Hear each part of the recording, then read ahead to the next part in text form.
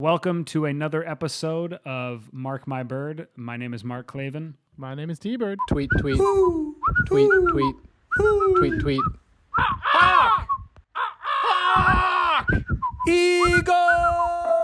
Okay, should we try an intro where you do a sentence, I do a sentence, and we just keep going facts until we're happy with our intro? Oh, I like that idea. That's a really good one. All right, All right. I'm gonna kick it off. Another episode of Mark My Bird. Thank you for tuning in. We have a really special one today. One of my favorite human beings on the planet. He is from Homer, Alaska. Go, Mark. He kind of knows Jewel based off the Homer, Alaska connection. He has won an X Games gold medal. That X Games gold medal was a photo of Jake Blavelt in 2017. He also is a relatively within his friend circle acclaimed chef, as he got his start in the snowboard industry working at High Cascade in the K unit, aka the kitchen. He spent a lot of time in Baker, wetting his beak, if you will, with the camera. He cannot get angry. I've never seen him get upset. He's the calmest person I know.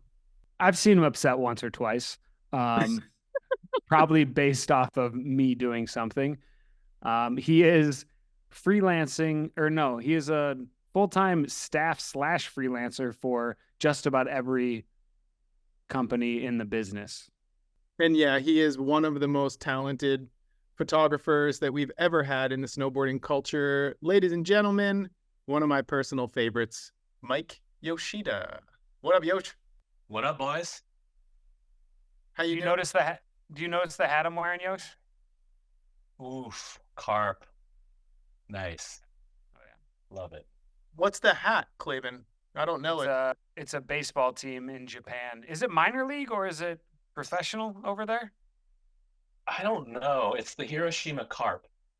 Yeah. And it's when I went to Hiroshima last year, I was somehow I was like posting stuff on my story that had carp on it. You're like, I want a hat. So I found one.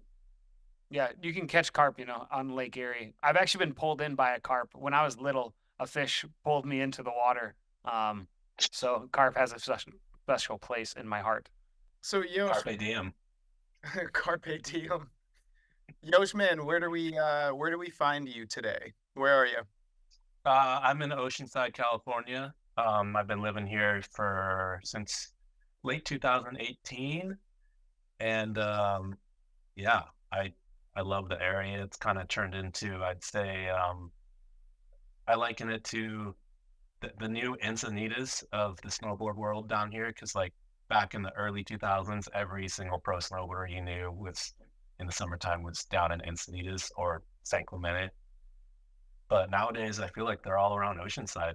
I got Red Gerard up the road. He's like maybe 3 minutes away, and like anywhere from, I don't know, there's always people coming through that house. It's like Gabe Ferg, Nick Baden, yeah, his brother Malachi lives there. I think Jared Elston's in town right now. Blake Paul has a place across the way, probably like I've actually haven't been to his house, but it's like just over the hill. Yeah, and there's just like a bunch of shred people around, so it's pretty sick.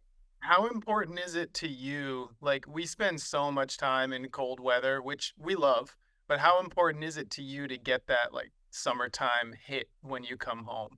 Because that's one thing I've realized after doing it for as long as I have, is like you need that kind of thaw out period at the end of the winter or in between trips. It's so nice to just get like dope weather.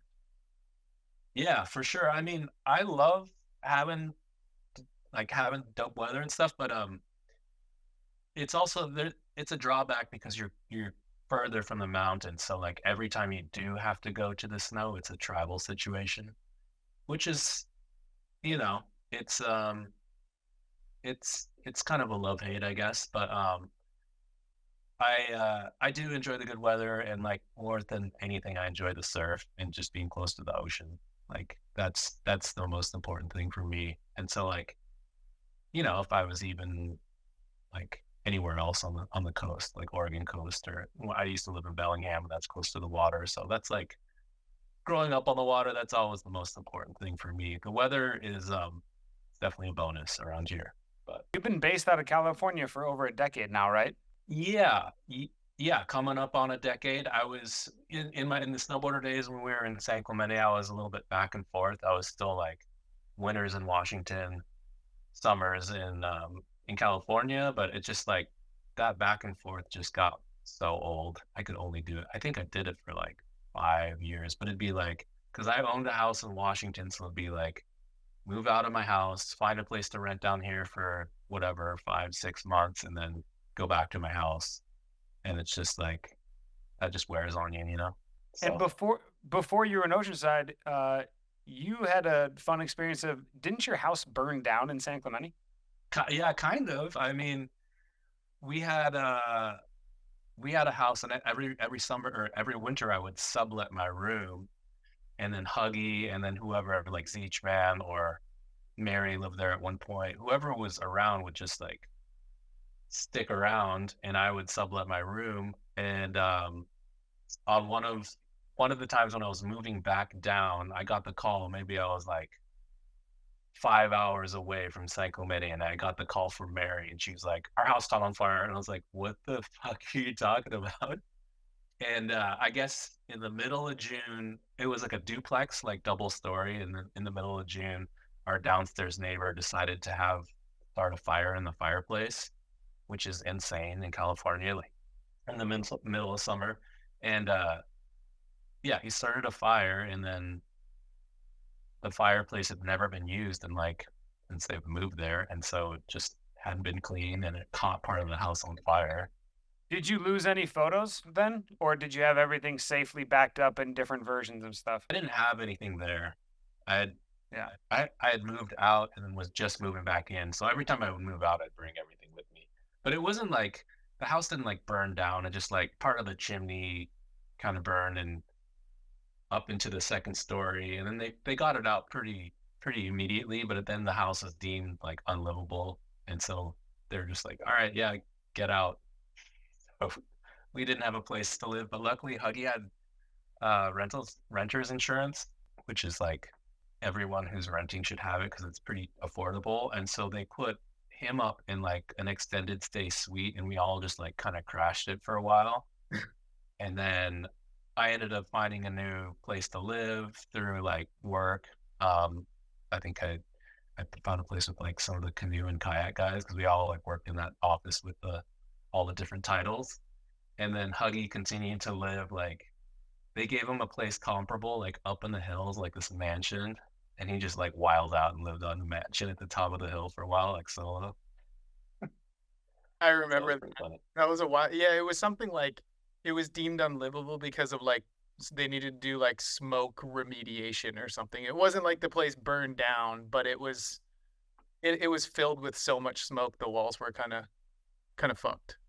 Yeah, totally. Yeah, it was. So that apartment that Yosh is referencing was the host of one of the greatest true house parties that I've ever been to in my entire life. Oh yeah, that was kind of like a joint birthday party where I don't know. I guess that was like at the tail end of when I would probably have been partying hard. It actually kind of ruined me for like a while, but Huggy was always crazy about like having these house parties, and then we like I don't know, we even like we made flyers and put them all over town, and like would make like video teasers and shit from like past parties and like inspirational music and like Facebook invites. So we had this apartment. It was a three bedroom, two bath, probably like 1,000 square feet maybe, and the whole town showed up. There was probably like 200 people in that place, and I bought some masonite, and we like and drilled it into the wall, and like for some reason that was when like twerking was like popping off. So like we made this twerk wall, and I had like Davey come and paint on it, and and my birthday's on Halloween, so it was a Halloween party, and T-Bird came dressed as Batman, and Yeah. he like he had Mary like stand up against the twerk wall, and then he like ran at the wall and did like a front handspring, and like his legs like landed like right here. I don't know. I kind of had to be there, but pretty next level partying. But it took us like a week to clean the house, and we had to rent a carpet cleaner, and it Sounds took me about a disgusting. month. It was gross. We took us a month to recover. That one that one dude came dressed as the Grinch on like all green face paint, and he like ended up passing out on the couch. So we woke up, there was just green paint all over the couch. Like, I remember Huggy when I showed up was like he had a bear suit and he was hiding in the bushes, like scaring the shit out of people that walked in. And then he emerged maybe like 2 hours later dressed as MacGruber. Like he did a full on like costume change mid party. It was yeah, it was a good I I haven't been to a really good like proper house party in probably a decade. That might be like one of the last great ones that I attended. It was so goddamn fun. yeah. Just That's to be clear to any listeners, we're talking about a party that was thrown during the era of MTV Cribs, just a very long time ago. We're not that old, Mark. We're it kind wasn't that long ago. Did, I mean, you did probably Exhibit show up and be like, yo, I'm here to pay for our house? yeah, he pimped our rides. no, I Um, going back to that also for the listener is you know, Yosh and myself and Mary Walsh and Clavin on the tail end, Pat Bridges, John Cavin, Reed Kasner, we all worked at Snowboarder Magazine. And Yosh, we probably lived within like 3 blocks of each other. Like every single person that worked at Snowboarder, I think lived, pretty much on the same block. yeah, I mean yeah, what a crazy time. I can't believe we all kind of like got along because we all worked together, we traveled together, and we essentially like lived together. Like I lived with Huggy, and then we would go to work. We'd like carpool to work together, and then we'd work, and then we'd carpool home, and then we'd be around each other like all the time. We never once really like got into an argument. Well, maybe here and there, but like over some hilarious stuff, you know. And and likewise, we lived like within walking distance of each other, so we were always hanging out, like, dinner party at this person's house, or like knuckleheads, or like I think the only person that probably didn't know us was Pat Bridges, because like it's just always so secretive about Well, his spot.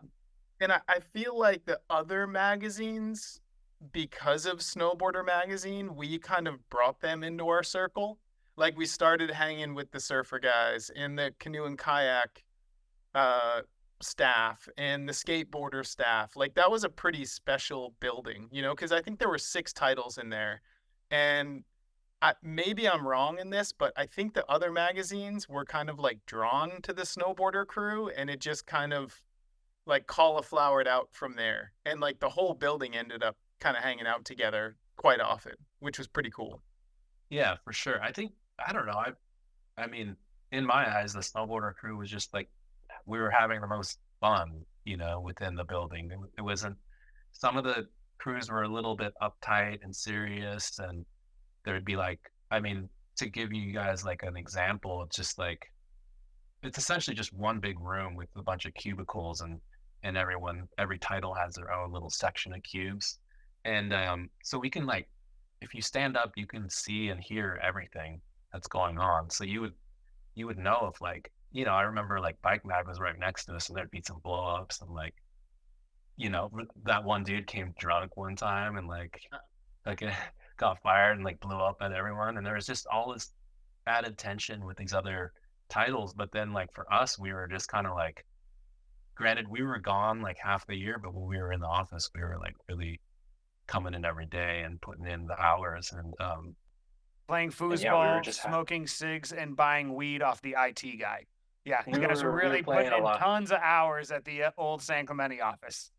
We were playing a lot of foosball, but Oh yeah. and yeah, I mean, IT Mike, you always had the cron, so but but yeah, I mean, it was, I mean, we were making like 9 to 10 issues, so it's like It's I can't even imagine now. That's a lot of work.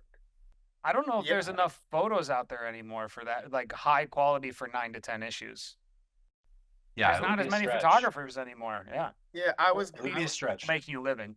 I was gonna throw in there. There's not enough photos, but that's not a fault of the photographers, right? That's a fault of, I feel like, brands not having staff photographers. The kind of Magazines not having staff photographers. Yeah, exactly. I remember when I started at Snowboarder in 2006, 2007, I would go on trips just as a writer. It was kind of before I started shooting photos.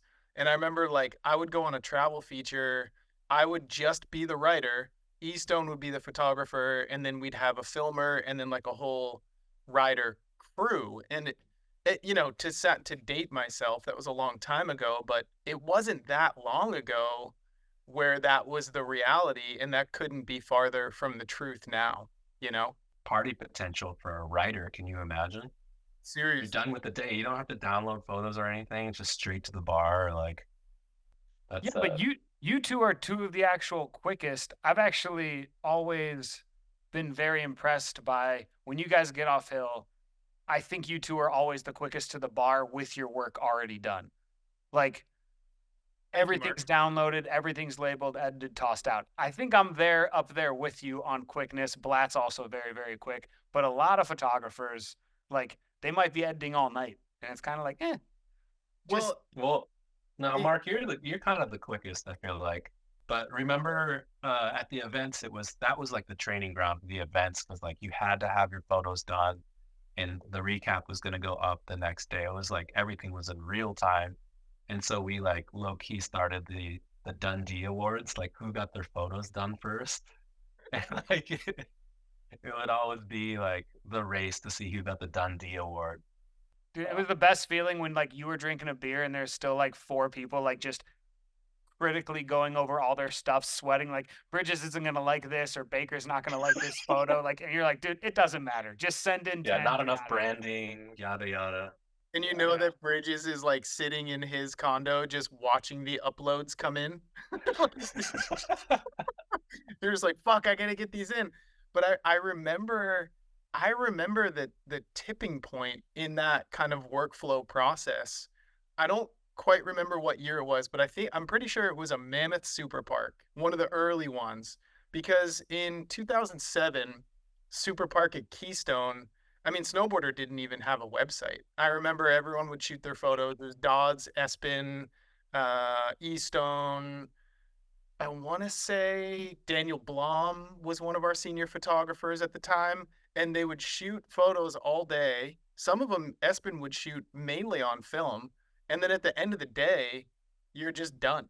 Like when the lifts shut off, they would pack their camera shit up, and then just go to dinner and go to the bar. It wasn't until 2011, 2012 when the kind of digital revolution really started to ramp up, and a lot of that was Transworld was super on it and Snowboarder was lagging um in that competition of like digital media.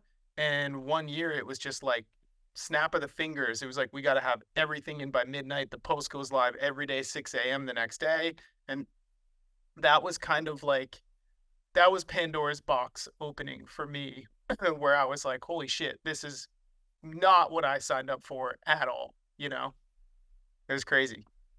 Well, I mean, the video people had it the worst. Let's be honest, like because And they were like labeling and editing videos for a recap that was supposed to go live the next day, and it would always be like they'd always be so crusty, just like, dude, I was up till 4 in the morning editing, like so well, psycho. and then I remember maybe that's what 1 or 2 years of that would happen, and it was like Gary Tyler McLeod would be up till whatever editing, and then have to go on hill the next day.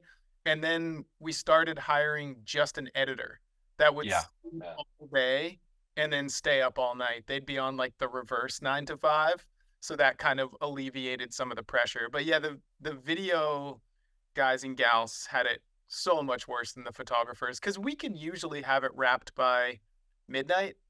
1 in the morning, still plenty of time. Oh yeah. But that's why you don't get a camera newer than 2013. You just go, oh, I can't shoot video at all. I'm never going mirrorless. I'm actually going to go backwards and go to film next. No, but you guys, I mean, I guess because I came in and like I interned, I think 2013, and you guys were already pretty dialed in that, but you guys worked pretty late in the offices. I'm even talking back in the summer, both of you, like from 2016 on, had a very healthy work-life balance where like it would hit 5 o'clock and you're just like, yeah, I'm done. No matter how much work you actually had to do, you're like, I'm out, and you just leave. Everybody else would like stay late and start like getting stressed out, and you guys are like, I got stuff to do. I'm good. I put in my allotted time that I had to get paid, and I'm gone. I remember it would be like a nod. Like I would look at Yosh, it'd be like 5:02, and I'd be like, and he'd be like, we would both just bail. But then And then it's like Bridges had like spidey senses. Like right around 5 o'clock, he'd just kind of hang in his door jam a little bit more often. And if he saw people leaving, he'd be like, "Hey, T-Bird, I want to go over this feature with you," and he'd just keep you there till like 6:45 until you're like, "Dude, I'm out of here." Like you can't hit me up at 5 p.m. on a Friday and just want to like dig into some work, you know? Yosh, going from like full-time staff photographer, photo editor, and now obviously a very successful freelance business, which is easier to have a work-life balance, you think? Well, it just depends on like, I guess if you would consider like the time it would come from, because like if it was like 2010s, it's like a totally different ball game as far as like the amount of work that went into a magazine. But I think in this day and age, like what you guys are making a handful of issues, and same for the other titles around, so it's probably a little more manageable. But I'd say freelancing is probably the way to go for me, at least, you know, as far as like time management and being able to do what I want to do, and obviously getting all my work done. But I'm happy where I'm at right now. Yeah, and you're also working on a bunch of personal projects, right? I'm working on one personal project in particular, like the most, but um, Can you share details on it, or is it still kind of? yeah, yeah, for sure. I've been talking about it a little bit, sharing with people. It's this project I'm working on called the Ocean. It's going to be called Tower 7, and it's on this about this guy, local guy in Oceanside called the Oceanside Trenchcoat Guy, and he is just like a local hero legend character that he got he's on the older side. He's like mid 70s, and he got diagnosed with melanoma, and the doctor just told him he can't ever go outside, and so he got super depressed.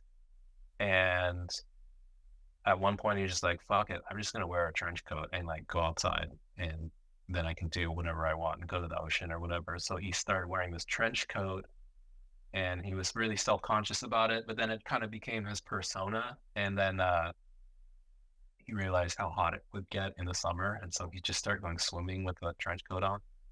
And now just like something he does every single day, pretty much. He goes to the ocean every single day.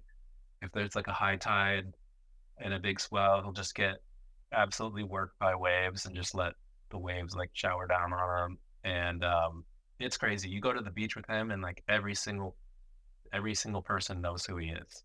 It's pretty awesome. So I've been working on a book with him, and the book is pretty much done, but I'm waiting on this editor to like work on the words for me.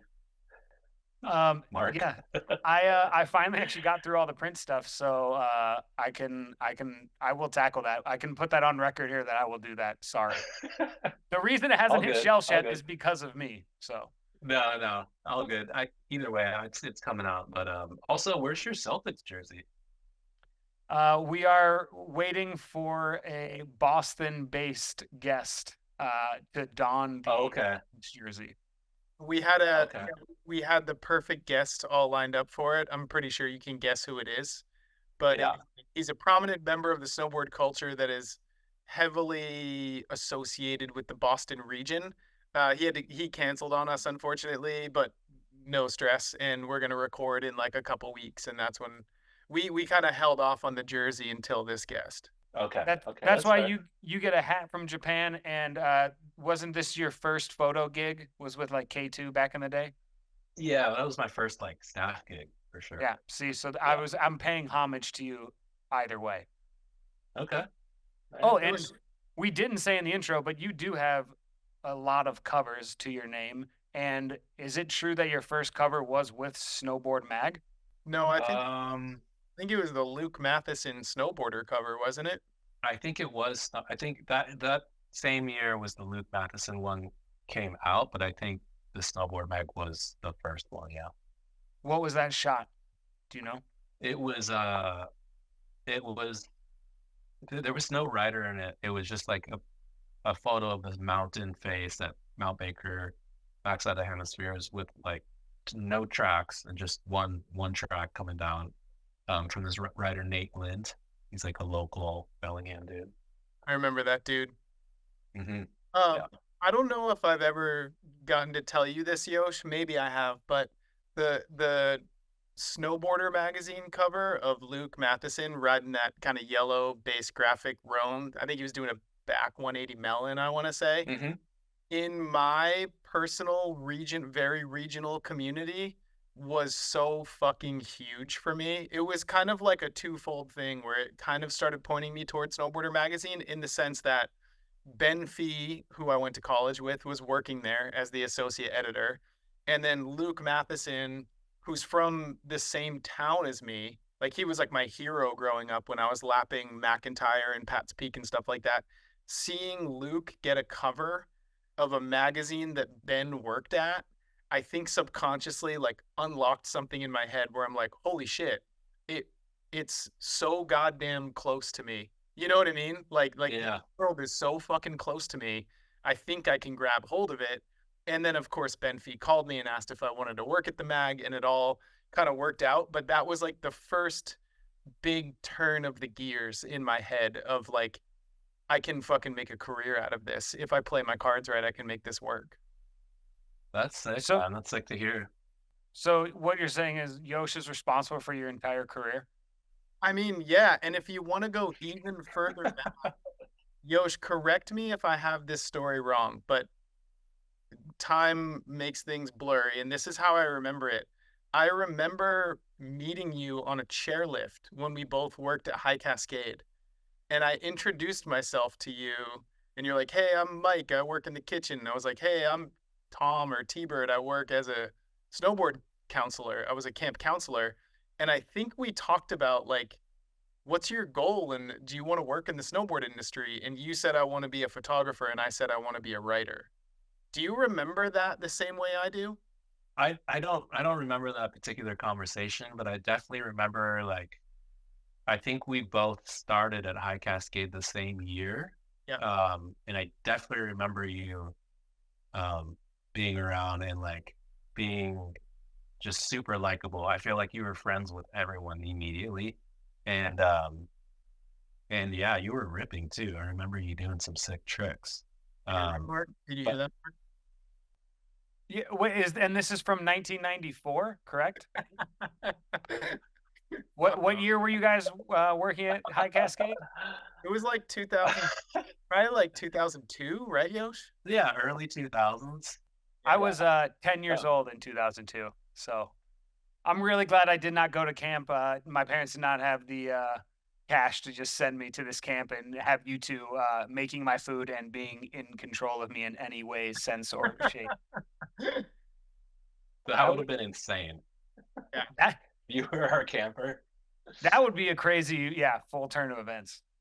No, I just Mark, it like dawned on me when we were working at Snowboarder together when Snowboarder hired you. I think I had only been working there for like 2 or 3 years, but I was like, holy shit, I remember Yosh. Like he's the dude that worked in the kitchen at High Cascade, and it felt like High Cascade was like the feeder system for the entire industry back then. Like if you wanted to be a pro, you had to go spend a summer at Hood. Even if you wanted to be in the industry, you had to kind of spend a summer at Hood.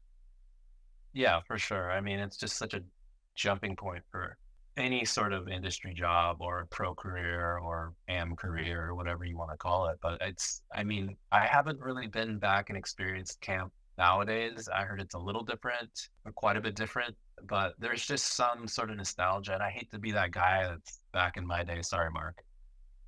Talking about the glory days or whatnot, but something special about being in government camp, walking distance to everything with the you know the little skate park there and the bowls behind Charlie's, and just so much snow culture from all over the world congregating in one spot. And I think that's just like what an opportunity to be in one spot in the US, like pretty close to where I was living. You know, I was just one state up, and have access to every single pro ride. Like it was crazy, like when you first got there, because you're like every single pro rider you saw in the videos was there, like training or just like partying or having fun. So it just made it more relatable or just more attainable. And I feel like nowadays with Instagram, you can kind of see what your favorite pro is doing on a day-to-day basis. But like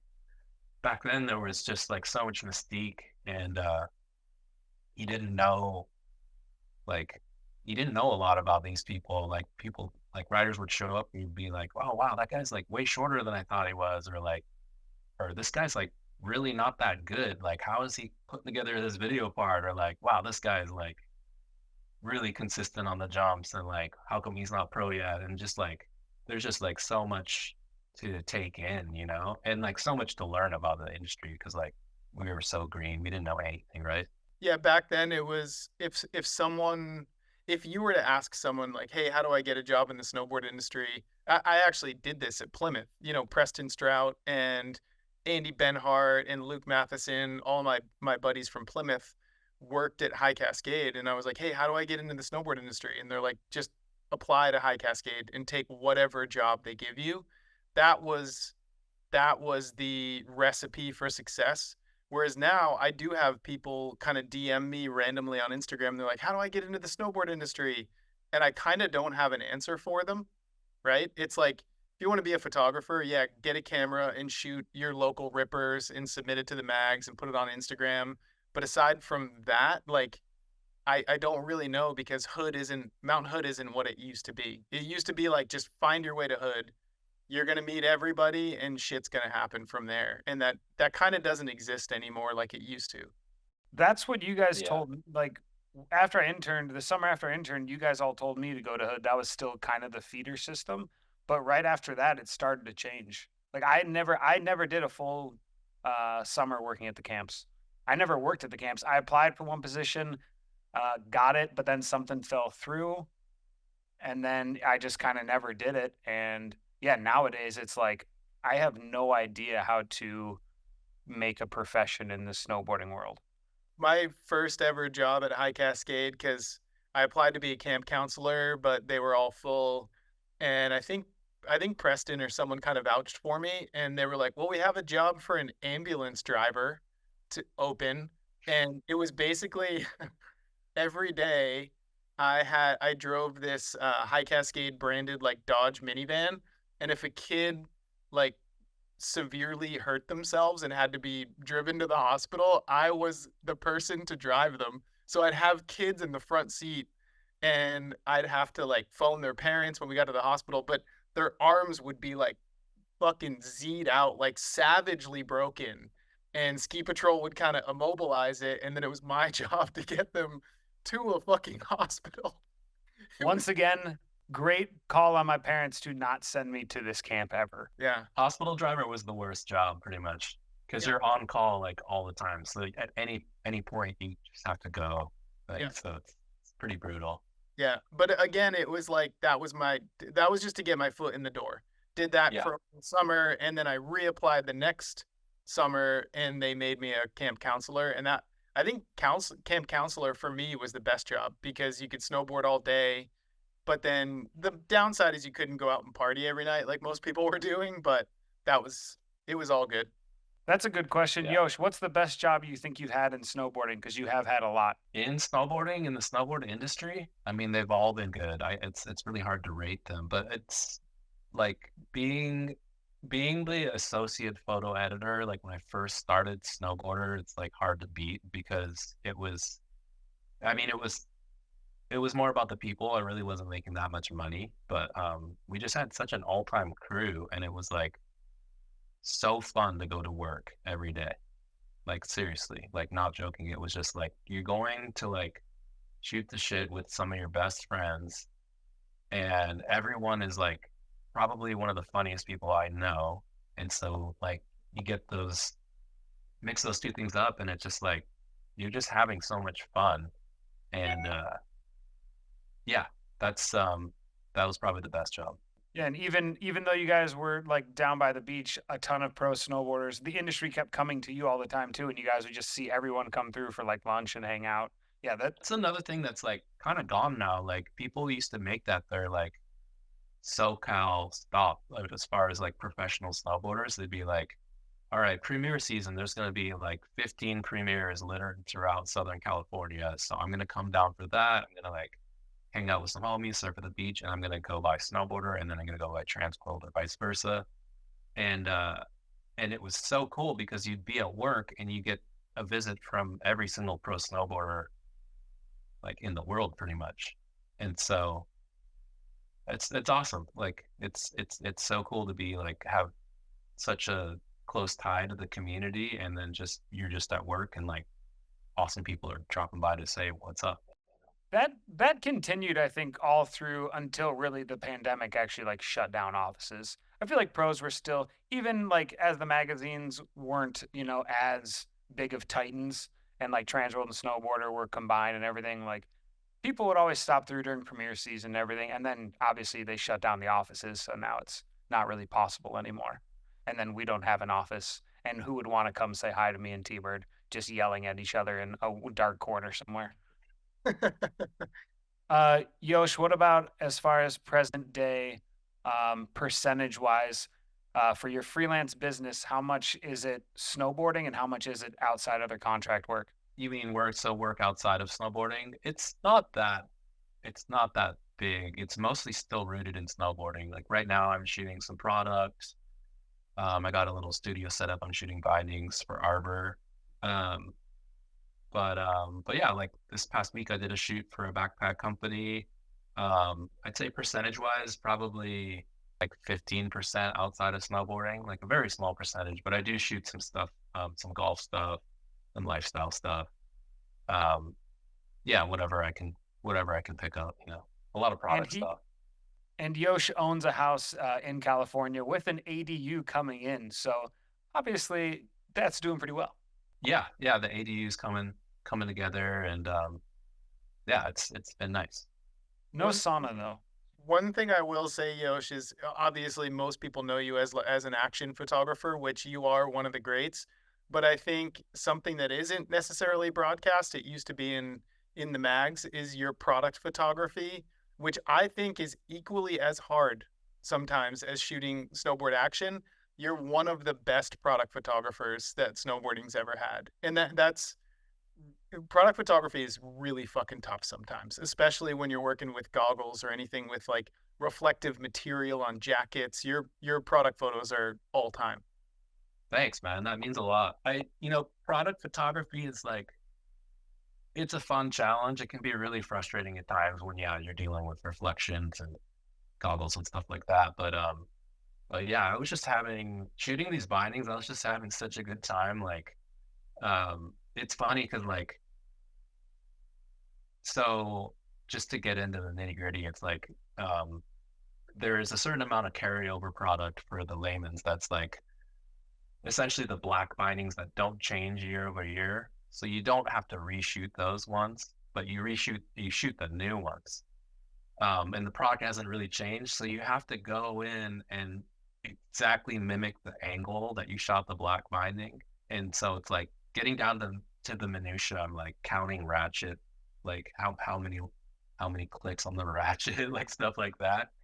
But I don't know. There's something enjoyable that to me, and I'm just on my own time, and it's like not like I'm shooting a model or anything where it's time sensitive. So I'm just like slowly going through the motions and getting everything lined up perfectly. But yeah, there's some things that are really like almost therapeutic and enjoyable about shooting product. That's a whole other side to it that many people don't really think about. But yeah, it can definitely be frustrating, and it's very, very tricky with reflections and lighting, and depending on how intricate and crazy you want to get, you can go pretty far. But I just got done shooting some campaign stuff for Arbor, just some board and binding stuff that was super fun to shoot, and it turned out really good. So like just the direction on it was like very clear, and like working with the art director Dan Rhodes has been awesome. He's like definitely make sure that we have a clear brief and that we can execute and make sure like we're nailing all the checkpoints. So Do you have but yeah, do you have a studio in your house, or do you rent one offsite? I just have a garage studio, so it's limiting in what I can shoot as far as just the size of it. Um, I don't know. I have dreams of maybe like having a studio at some point, or like blowing out the roof and making it really tall in my garage. But yeah, that's just gonna brainstorm and marinate on that for a What's little bit. what's the difference between a garage studio and a garage? Nothing.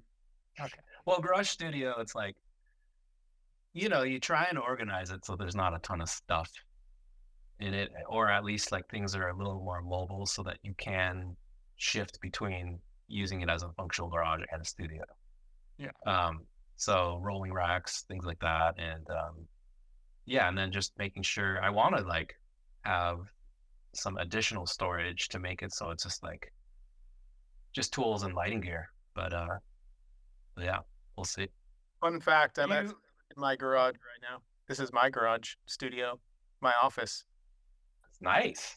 Yeah, it's real nice. We're kind of in the process of making it kind of like what you're talking about, like have a little studio in here, maybe throw a couch, a little TV, make it more of like an additional living space rather than just a storage garage, but where, what you think is going to take a month takes 2 years. This is my That's fair. kitchen studio because my garage is full of spiders. Um, were you not were you self-taught also all this product photography? Yeah, I mean, I had a couple, yeah, product photography, self-taught. I had a couple people to like ask questions and kind of mentor under, but like, and I wish I would have had like mentors coming up. I think, I don't know. I think in the time that I came up, mentoring just, it was really hard to find a mentor, for photography, let alone snowboard photography. And, yeah, it was just a different time, I guess. But I think nowadays there's like so much you can learn by yourself and online and tutorials and stuff that it's like quite a bit easier the path to get there. And especially with digital, you can kind of, you know, figure it out a lot quicker. Are you still shooting Canon, or did you make a switch to any other brand? I'm still on Canon. I don't know. I've just like always had the lenses, so I've just stuck with it. Um, I'm shooting R5 now, mirrorless, and it's been pretty awesome. It's probably 15-20% lighter, which is always a great thing. And yeah, so I'm sticking with Canon for now. In thinking back, I mean, you've shot with hundreds and hundreds of pro snowboarders. Um, and I only ask this because I kind of think about this sometimes. Are there certain riders over the course of your career that you just kind of connect with? You know what I'm saying? Like, um, uh, who am I thinking of? Like Mark Gallup and Craig Kelly. Like he's vocally said before, he's like, when Craig and I were working together, it was lock in step. Like I knew where he was going, he knew where I was going. Are there any riders in your head where you feel like, not that they're your favorite to shoot with, but that you really just kind of synced with because of how much time you spend together with them? Oh yeah, for sure. I mean, definitely Jesse Bertner. We spent a lot of time together, and just like, I mean, even down to like the little inside jokes and stuff, like that was like we were just always cracking jokes. So that was always just like he'd always bring the fun to the session. Um, but yeah, I mean, so many insane riders. Like, that's too many to name, but I mean, like Jake Blauvelt, Boris Bailey, um, and a lot of the characters, I really loved shooting with the characters where it was almost as equally important to shoot them off the snow than on the snow. Guys like Lucas Magoon, Gus Engle, like they would. It's just like, I don't know, something about them and their style. Like you can get a good photo of them snowboarding, and then just the lifestyle opportunities are almost endless. Because like, um, I don't know, I saw an interview with Ed Templeton years back, and he was always talking about the same thing. There were certain guys that just looked so cool and like just begging to have a camera in their face, and they didn't really care. Guys like Eric Ellington or um, yeah, Andrew Reynolds or like people in their crew. Um, but um, but yeah, that's kind of what I like to gravitate towards, is like not only the ones who are good riders, but who just like bring another level of like style off the hill. So you grew up in Homer, Alaska. For those listening who have never been to or heard of Homer, Alaska, what is Homer like? Homer's just a super small town. I think the population has maybe shrunk since I've lived there. But Well, yeah, you left. That's -1. it's a touristy town. So only in the summertime, fishing town, a lot of fishermen, and a lot of people come there to fish, either halibut or salmon. It's called the halibut capital of the world. Halibut can be up to 300 pounds. Um, and it's considered at the end of the road. So down, you drive south from Anchorage down the Kenai Peninsula. At the end of the road just ends, and it's kind of like this cute little artsy community. Um, Tons of artists, tons of, when I was growing up, it was like just tons of hippies, fishermen, and super beautiful place, like right on the ocean, overlooking this bay with big mountains in the backdrop. Yeah, it's it was a great place to grow up. I guess I would say it was a little bit boring when I started to get in my teenage years. I was just kind of bored because there's like not a lot to do. But other than that, like super beautiful, and yeah, very fortunate to have grown up there. When I found out Jewel was from Homer, Alaska, I texted you the other day as a joke, just being like, "Hey, did you know Jewel growing up?" And Bird, his answer, he goes, "Yeah, but I knew her older brother a lot better, or younger brother, one of the brothers." Yeah. Younger brother, yeah. I mean, it's a town of like, I don't know, like 5,000-6,000 people, so like everybody knows everybody. That was like what kind of annoyed me when I got older. Is like everybody knows what you're doing at all times, so it's like, I don't know. Where did you, a two-part question, where did you snowboard when you were growing up? And then what took you to Mount Baker of all places?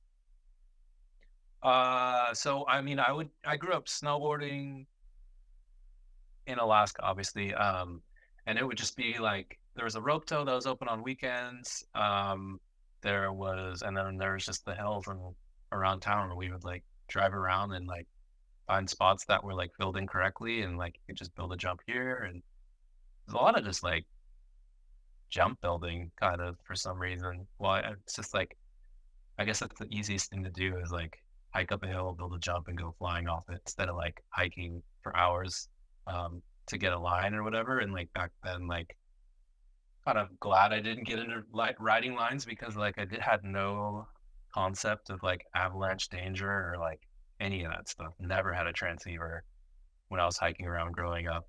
And then occasional trips to Alyeska, but Alyeska was about 4.5 hours away. So it's, you know, on an icy road in the middle of winter when it's dark all the time. It's just like a tall order for my parents to want to drive all the way up there, and expensive.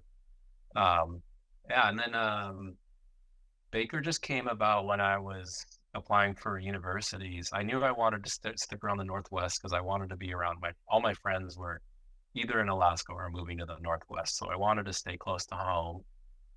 And I just got accepted to Western Washington, and Bellingham was right there, butted up right against the Canadian border, essentially like the closest you can be to Alaska.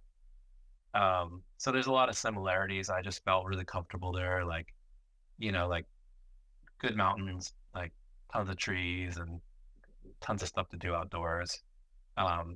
But yeah, I didn't really even know. I don't think I really understood like the gravity of what Baker was. Like I didn't really understand like Craig Kelly and his whole scene was like, and like Mount Baker hardcore was a little before my time. I remember actually watching Baked when I was growing up, but I never put two and two together. Like that's Mount Baker. And so I was kind of blown away when I got there and realizing how gnarly the mountain was and how much it snowed there. I was kind of just like almost flabbergasted. I was like, this is too much snow. Like it's kind of crazy. But then yeah, just kind of learned how to ride that type of terrain and snowpack. So kind of the best, really. Were you there for the record-breaking winter? I think it was like 99, 2000, where they got like over a thousand inches of snow. Yeah, 98, 99. I was there that year. I moved to Bellingham in 96, and then 98, 99, I rode a bunch, and it was crazy. I don't know if you can remember Chair 6, but basically there's that the Raven Hut area, and then there's Chair 6 goes up this way, and Chair 3 goes this way, and Chair 4 goes this way. But anyhow, Chair 6 goes to the top of Pandome, and kind of like a third of the way up Chair 6, there's some cliffs called hotels, and you could download off those cliffs. You could just like ride off the lift like this, and they had to dig a tunnel through hotels for the lift to go through. So it's like, yeah, it was wild. It was wild. How many covers have you had? Do you know? I think 16. I don't know. I'm just guessing. An average, it's probably 16. So 16 covers. What was worth more to you, the 16 covers or the one X Games gold medal that you won that you also got paid probably double the amount you got paid for those covers? Or 10 times the amount. Yeah. Literally. I don't know. The X Games thing was really cool. It was cool to be on that platform and win all that money, but and I don't think it really lasted that long. I think they only did it for like 2 or 3 X Games. Dude, it might They're have been like- 1 or 2. I don't remember yeah. seeing it. I think it was 2. It was 2. Yeah, I think you're right. For the record, So- it was a 25K payout for the rider and a 25K payout for the photographer, correct? No. It was 10K for the photographer and no payout for the rider. Oh, I thought. See, that's the rumors was like, oh my gosh, you guys got like made a ton of money. But I remember I even like reached out to Jake Blauvelt and I was like, dude, I'll throw you a couple grand. And he hits me back. He's like, nah, all good, man. Just keep the money. That's so dope. But at the same time, like I'm sure he was making so much money back then too. So he was just probably like, ah, whatever, dude, what's a couple more grand? Like, And correct me if I'm wrong, but that was on a trip to AK, I think, for one of the Snowboarder movies, and the trip wasn't that great, right? Like you didn't fly no, in the snow, was kind of shitty.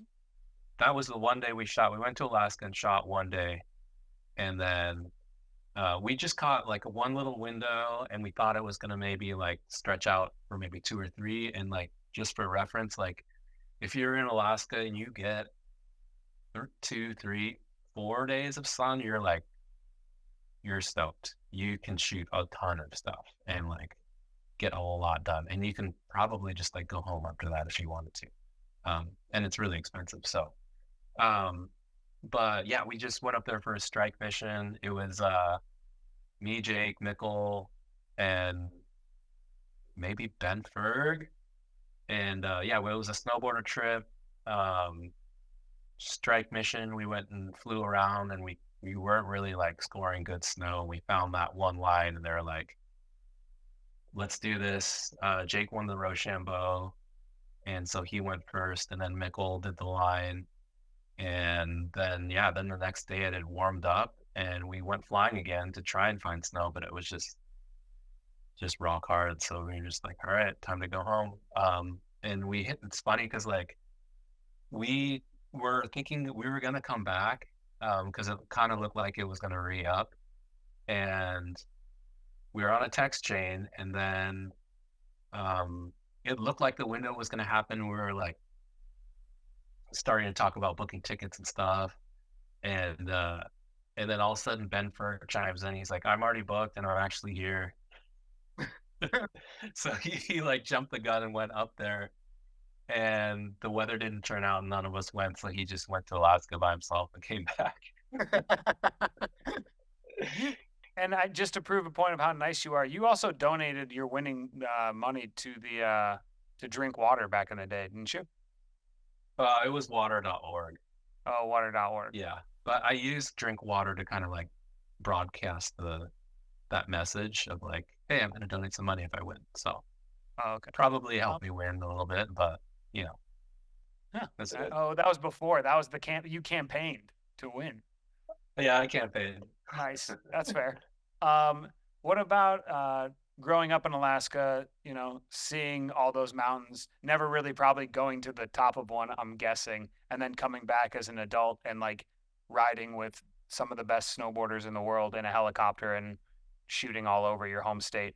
Yeah, I mean, that was really cool to be able to see, because it was funny. It's funny growing up in Alaska where you don't have access to that stuff that you see in the videos, because people, when I meet snowboarders down in the lower 48, like in Washington, like later on, they're like, "Oh, you're from Alaska. You must have like ridden all sorts of crazy stuff in Valdez and Haines," and it's like not really. Like it's not accessible the most. It's really expensive. It's you got to hit it right, and especially as like I was just there when I was like a teenager, well, from birth, but like I was snowboarding as a teenager, and like what teenager has like tens of thousands of dollars to jump in a helicopter? But yeah, it's really eye-opening to see different parts of the state. I mean, there's so much I haven't seen, but like Haines and Southeast is pretty incredible for terrain as far as just like the fjords, like the mountains come right up from the ocean, which is like such a unique thing. And they get that coastal snowpack to where like just the snow sticks to everything and creates all those spines and just crazy features. So that's a really special place in the world for sure, as far as snowboarding goes. And then Valdez, I haven't spent that much time in Valdez, but it seems pretty vast. I never got in a heli in Valdez, but did some sledding around there. And yeah, it's pretty eye-opening when you've lived somewhere your entire life and haven't seen something, and then like go back later in life to actually see some of these grandiose mountains. I only saw the bottom of the marina in Valdez, and it was pretty nice and chilly down there. That's not true. You got in the heli. Yeah, you were in the heli, Clavin. You have, I think, the best ragdoll I've ever seen in Alaska. Yeah, solid Tommy. Yeah, there's some better ones out there when they were actually riding. It's the hardest I've laughed at a ragdoll. Yosh, you're a very well-traveled person, in your personal time, in your professional time. What is maybe your favorite place that snowboarding has ever taken you? You've made a zine on Japan. I know it's hard not to. I'm biased, but it's hard not to say Japan because it's just such a. Going there in the winter is like such a. It's like so many favorites of mine. You get like the culture, the food, the best snow, not necessarily the best terrain, but I mean, for me personally, for riding, it would be the best terrain, but for filming and shooting those gnarlier places you could go. But yeah, like I think I'd have to say Japan, and I have to say too, all these snowboarders end up going to Japan in the winter, but gotta get over there in the fall because the summer is way too hot. Like it's 100% humidity and just super sticky. But if you head over in like October or November, it's just such a pleasant time of year, and like there's so much more to check out. And I don't know if you guys are like me, but like in this day and age, I kind of just like get in and get out. I'm just like go to the spot, get my work done, and then come home, where I don't really spend like that much extra time, unfortunately, to like soak in as a vacation. And so, um, yeah, going during the fall is like such a sick time because you can just like fully enjoy. And like for me, I'm not shooting, so snowboarding at least. Isn't that's cherry blossom season too, right? In Mm, swaths of Japan. that's cherry blossom season's usually like at the end of April, mid-April, and Okay. April. That's when I Yeah, went. I mean, I've only seen photos, but dude, it looks fucking epic. yeah, it's so epic. for sure. Ohio's got cherry blossoms. I'm good. I don't have to leave and go to Japan. Yeah, that's a speechless thing. Yeah, go ahead, Bird. Yosh, what is the most physically demanding shoot that you've been on in your, I don't know, 20 plus years of snowboard photography? Because that's one thing that I feel like a lot of people, and especially like the mainstream photography community, fail to kind of understand and acknowledge sometimes is how physically demanding photography can be in our sport. Um, Totally. yeah, what's one trip you went on where you're like, holy fuck, this is a lot of work. Well, okay, this is easy for me because there's one that stands out pretty huge. I think it was 2019 or 2017. I went to Japan to shoot with Kazu for his movie, which was Kamikaze. And pretty crazy crew was Kazu, Gigi, and Tadashi. And we went It to this won zone. What's that? it won movie of the year against Landline the year it came out. Yeah, it did. Oh yeah, controversial in my eyes. Yeah. But um, yeah, it was we went to a zone that was like basically nobody had been to, and so we had to hire a guide to take us. And we were staying in this hotel, and it was all hiking. Snowshoes, or we just had verts. It would have been awesome to have a snowboard, but I didn't have one at the time. So we're like venturing into the zone, and we get there, and it's stormy, and so we're just kind of like going up. We go up like 3 hours the first day, and they're like, yeah, it's probably a couple more hours, but we can't really go because the storm came in heavy. We go up the second day, and we make it about 5 hours up, and we were like, yeah, it's probably a couple more hours. We're like, okay, cool. We go the third day. We do make it to the top. It's like 6.5 hours, and it's like the clouds move in, so we have to go back down. But we did get kind of a glimpse of the zone, and it's insane. It's like kind of looks like some Hanes, like pillow spiny. Like you could film an entire video part there for sure. And so now we're gauging the hours. We're like, this doesn't really add up. Like 6.5 hour hike just to get to the zone. This is like kind of fucked. And we're realizing too, once you drop down into that valley, we have to we exit out of a different valley that we hiked up. So we have to park another car like at a different like pickup point. So like the next day we know it's gonna be blue. We're like, okay, we gotta wake up at 3 in the morning and start hiking. And then the night before we have to park a car like at the next valley over. We the next day we hike up. It takes like, yeah, 6.5, 7 hours to get to the zone. We film, get a bunch of sick stuff. I actually got a cover that day. And then we ride down through the valley, and it's like a pretty gnarly ravine with a river going through it. So we have to like kind of billy goat and hike through. So we have to hike out, and the hike out was another hour and a half. So like total hike time was like 8.5 hours. Gee, So wait, in Japan, And why didn't you what's that? guys take a different mode of transportation? A sled or a helicopter? I think it might have been a wilderness zone, and it was really like it would have been really tricky. Like sleds kind of aren't. I think now sleds are starting to get more prevalent in Japan, but they're not using sleds everywhere in like official zones, like say like a Canada ski to sea corridor or whatever. Yeah, so this spot was, and it's like super treed out, so it would have been really, would have been really hard to sled up. I think the best way to do it would be to overnight camp and just like if you had like a 3-day sunny window, you could like overnight camp and then really like work the zones and then get out of there. But that's the only way you could really do it. But yeah, that was the most strenuous. I think I still have it on my phone. It's like the steps. It was like 40,000 steps or something. Damn. On a trip Yeah. like that, what's your go-to lens? Are you just shooting with a 7200, or when you're big mountain stuff, are you using longer glass?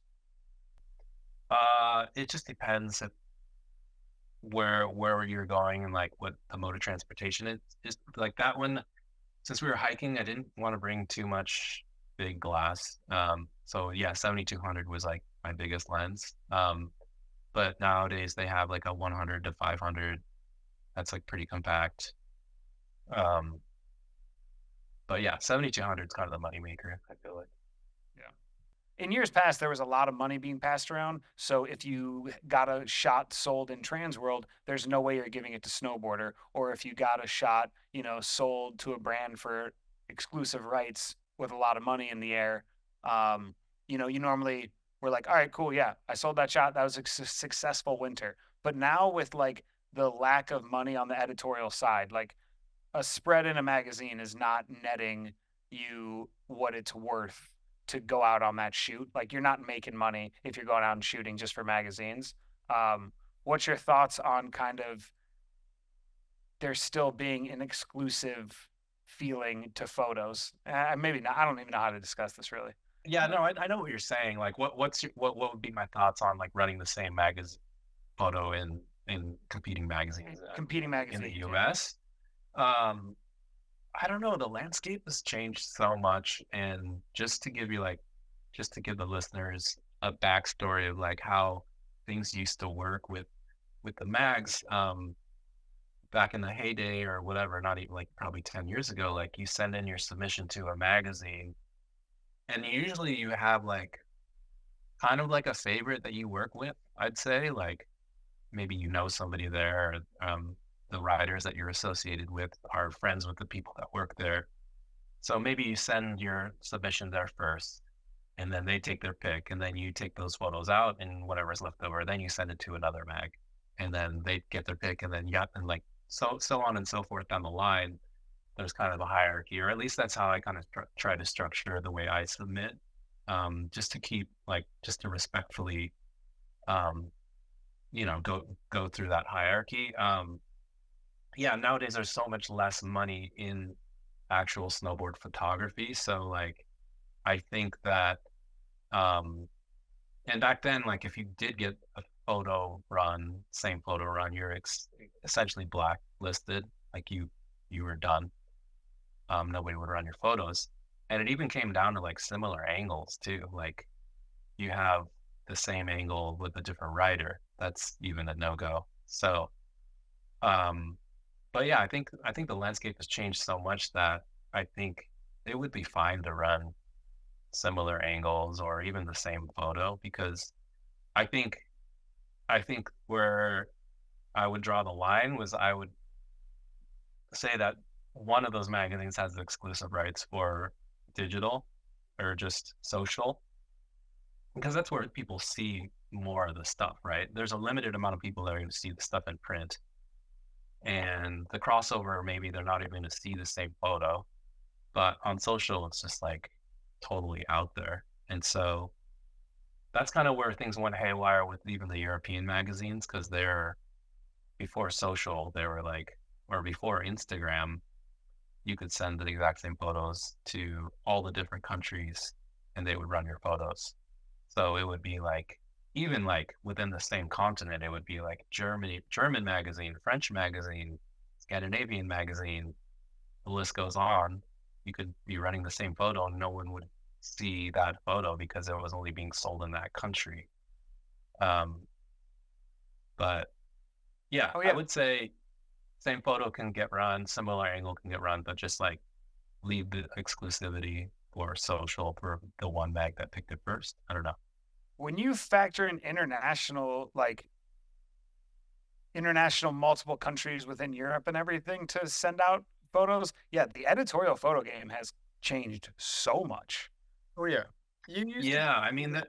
Yeah, like multiple covers. You could have like the same photo run as the cover of Snowboarder, the cover of Free Run in Japan, the cover of Monster Backside magazine in Germany. It didn't matter before social media, and you would Yeah, now that stack money doing that. yeah, now that circulation has changed basically and thrown onto Instagram where now everyone can see it. So technically circulation is almost like higher, or just being able to be seen is almost higher, but the payday is way less. yeah, yeah. It's an interesting time, and it's only going to evolve more. Like we'll see how things change, but the value in photography is just, as far as like your everyday action shot, is diminished in that sense. I mean, the value is, it's still cool. Like it's still like awesome, and everyone gets juiced on like a sick photo, but like the outlets are limited. Yeah. And there's still plenty of ways to make money as a snowboard photographer. It's just, yeah, that avenue's kind of closed or just severely backed up. Yeah, it's called work construction, Mark. I have not had to work construction.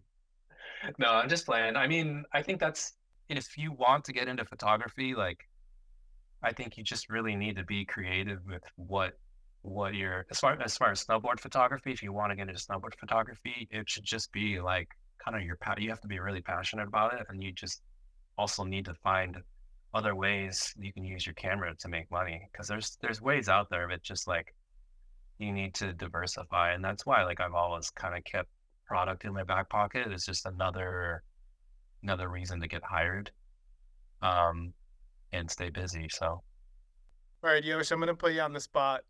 Mount Rushmore of snowboard photographers. Do you have a top 4? oh man. I know it's a tough one. Wait, is it 4 presidents on Mount Rushmore or 5? There's 4, yeah. Yeah. Okay, so going through the eras, Bud Fawcett for sure, because he's like the OG Godfather. Lotto's got to be on there. Man, there are so many. I want to say Kevin Zacher Yep. I like that has answer. got to be on there for me, because like he brought a whole new, he opened my eyes to like, shooting stuff off the snow. And maybe somebody a little more modern. I'm gonna throw Blatt on there. Hell yeah. Okay. I like that. Yeah. Yeah. Yosh, I think you could have a spot on there as well. Easy. I Yeah, but always- you can't say yourself. Yeah, you can't say it, but we'll say it. You are also, like Blotto, one of the most stoked people. Like, you're never down on a shoot or anything. You're always kind of, unless we're at Dew Tour and you're getting paid $300 a day. But Shots fired. Shots we're fired. good. It doesn't matter. Dew Tour is turning into Rockstar Games, and they better have more budget. No, I always kind of measured snowboard photography even before I was a photographer. This is what I aimed to try to become when I became a snowboard photographer. I always saw you as someone who could shoot in the park, in the streets, in a heli, or on a snowmobile. It's like a well-rounded thing for me, and I look at the most well-rounded snowboard photographers as like the greatest snowboard photographers. Now, obviously, that's restrictive to those early like Bud Fawcett's and John Fosters, because they weren't snowmobiling and floating around in helicopters.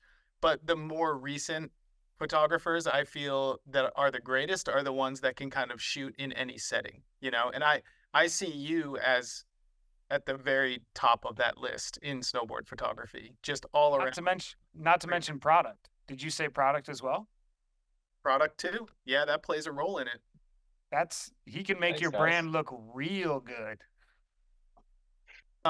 Yosh, man, we've taken up an hour and 20 minutes of your time. We like to cap these at about an hour, but it's hard to keep it at an hour with one of the homies. I miss working with you, man. It's so good to see you and catch up. I wish we got to catch up more, but you're crushing it, and you're just one of my absolute favorites. It was an actual honor to work with you for as long as I did. I miss those days. Yeah, same to the both of you. And I'm stoked that you guys are. I've listened to every single podcast that you guys have done, and I definitely think that snowboarding like has a place for the more condensed, hour-long, like digestible podcast. So I'm really stoked that you guys are doing it. And I mean, we were chatting before we recorded. Like it's like I was waiting for something like this to come along because the mags have the best journalists and interviewers out there. And so you're already interviewing some of the thickest people around. So like, why not just like hit record and put it on, put it into a podcast format. So, yeah, good job to both you guys and keep it going. I'll be listening.